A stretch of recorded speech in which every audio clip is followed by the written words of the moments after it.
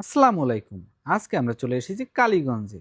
আজ সারাদিন এখানকার বিভিন্ন জায়গা আমরা ঘুরে দেখব। প্রথমেই আমরা আমাদের ব্যবহৃত গাড়িগুলো একটি স্থানে রেখে বেরিয়ে পড়লাম সকালের নাস্তা করার জন্য। আমরা আমাদের সকালের নাস্তা করব এখানকার ঐতিহ্যবাহী হোটেল ঢাকা সুইটস এন্ড হোটেলে। বাইরে থেকে এই হোটেলটা দেখতে অতটা চাকচিক্যপূর্ণ না হলেও এর খাবারের মান ছিল অসাধারণ।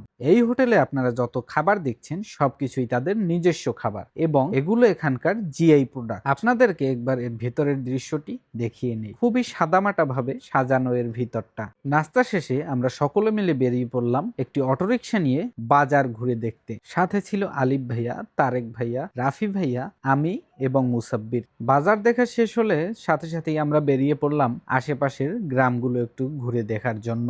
আশেপাশে অসাধারণ দৃশ্য, সাথে ছিল ধানের একটি মৌ মৌ গন্ধ এবং গ্রামের এই লতাপাতার একটা আলাদাই ঘ্রাণ আছে, যে ঘ্রাণটা মুগ্ধ করে আমাদের।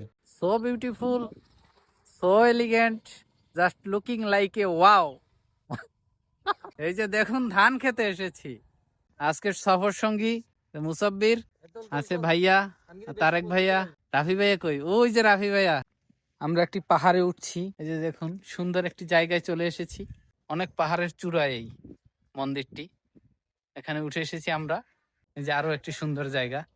একটি ঘোড়া দেখা যাচ্ছে আমার পিছনে। এই যে এই মন্দিরটা দেখতে পারেন। আর এই যে একটা দিঘি আছে, অনেক বড় দিঘি, মাশাআল্লাহ। এই যে ঘোড়াটার আমি ধরে ফেললাম। কত আগের নকশা করা, তারপরে এটাকে সংস্কার করা হয়েছে। ভিতরে ঢুকছি, ঠিক আছে।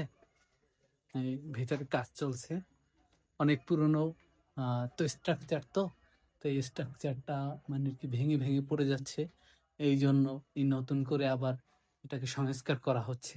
আপনারা একটু দেখুন যে সব কিছুকে সংস্কার করা হচ্ছে।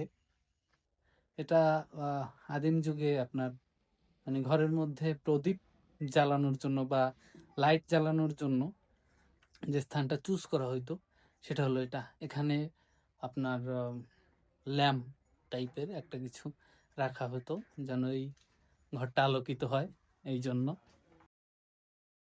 আমার সাথে আসুন, মিস্টার জ্যাকসনের সাথে পরিচয় করিয়ে দিই আপনাদের। আসুন, this my friend mister Jackson. আসেন, আরো একটা জিনিসের সাথে পরিচয় করিয়ে দিই। এটা হয়তো বা লায়ন, বুঝছেন? এই যে দেখেন, আও মাও কাও। এই যে জিনিসটা কি আসলে আমিও জানি না। বিড়াল হইতে পারে, লায়ন হইতে পারে।